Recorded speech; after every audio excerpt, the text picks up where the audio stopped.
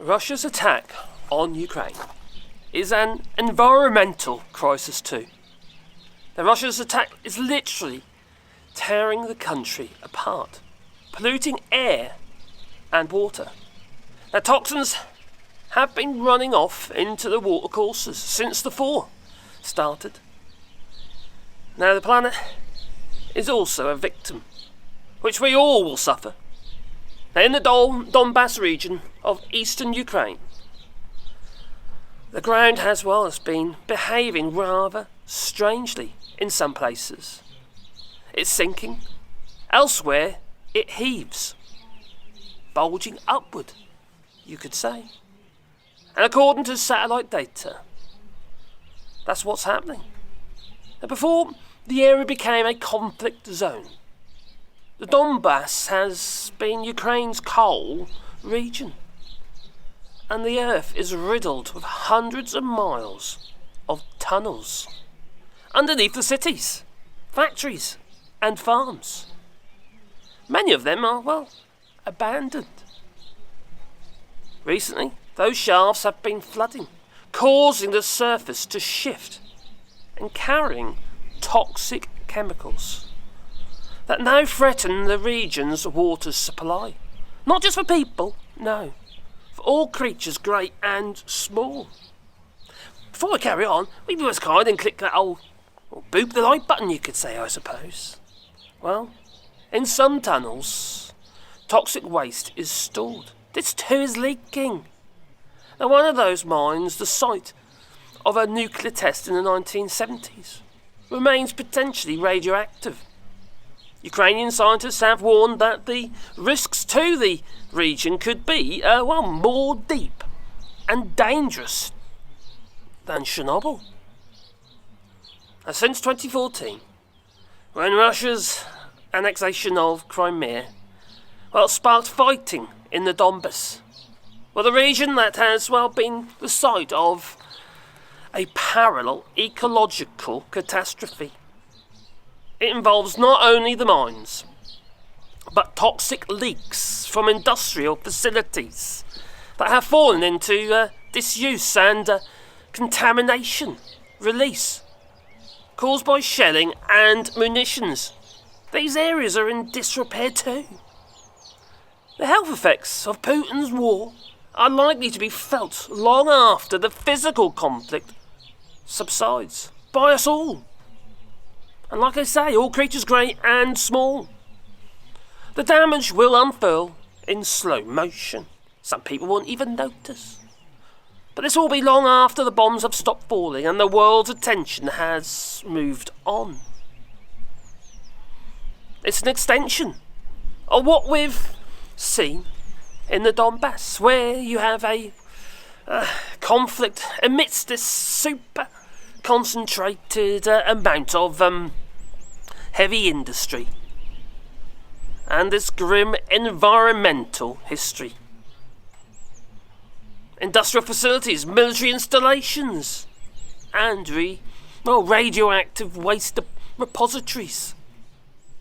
They come under fire from the Russian planes and artillery. Those weapons have the potential to leave not only the immediate destruction, but a longer tail of polluted air and water that will be felt long after the conflict subsides. Emissions, pollution, monitoring systems are, largely offline. They've been turned off by Putin's regime, his invasion. If they are running, they're unchecked. But as a heavily industrialised country, Ukraine already has the baseline of bad air. They are already one of the worst air quality areas in the whole of Europe. The Russian shelling, missiles and tank rounds are chewing up pretty much the entirety of the built environment. Explosions fling a wide array of materials into the air. From heavy metals in industrial sites, to the concrete the cables and piping in the roads, including asbestos, which can give you asbestosis, damage to the pleural layers in your lungs. Well, it's only just recently been banned in Ukraine. And that's to say nothing of the heavy metals and various carcinogenic gases and compounds in the explosives themselves. The areas of war-torn Ukraine have no or little electricity. The civilians are, well, dug in. They're powering up their devices with generators in the basements, inhaling not only burnt fuel, but the toxics, including lead and mercury. There's the toxics too. Now that has been aerolized. No. And then, of course, some of that will get into the soil and groundwater. No particulate matter is good to have in the lungs, no.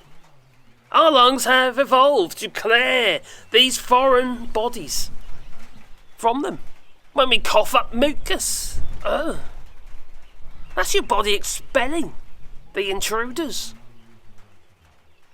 But particulate matter of 2.5, smaller than 2.5 micrometers, can slip past these defences and get deep into the lungs of all creatures, great and small, eventually passing into our bloodstream. And that delivers heavy metals all over the body, risking organ failure. But it gets worse. Chemicals used to suppress the fires are known to be extraordinarily toxic. Now, once the attacks stop, the clean-up and reconstruction will begin, exposing still more people to toxicants. All the emitted CO2 from the country's development will be for nothing.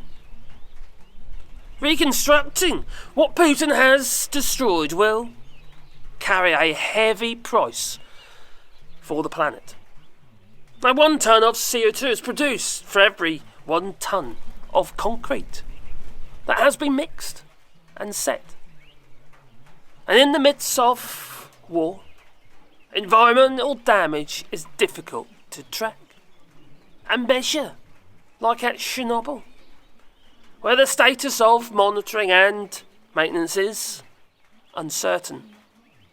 After sensors recorded, extremely high gamma radiation levels there last week.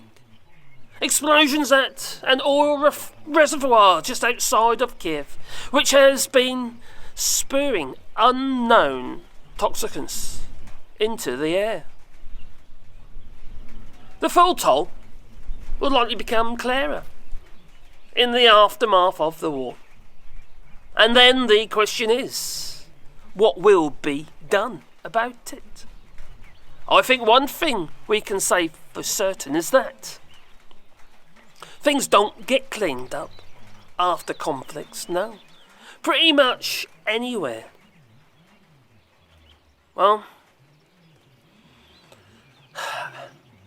Conflicts in places like Afghanistan and Syria, they're still a mess.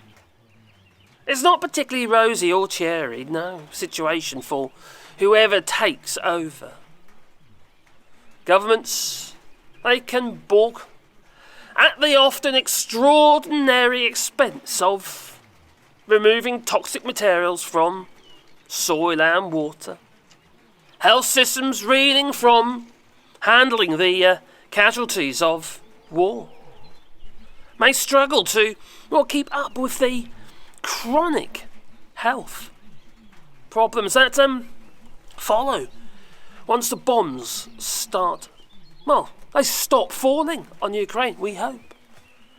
We will soon realise our 8-year window for healing the planet has been spent in the name of Vladimir Putin and his war, his illegal war on Ukraine. Anyway, I hope you enjoyed my little video. Then just kindly click like and subscribe, and maybe that little bell icon, because then you get one fuzzy feeling in your pocket every time I upload another video, and I hope you'll be excited about that. So, for now though, I'm going to say ta-ta.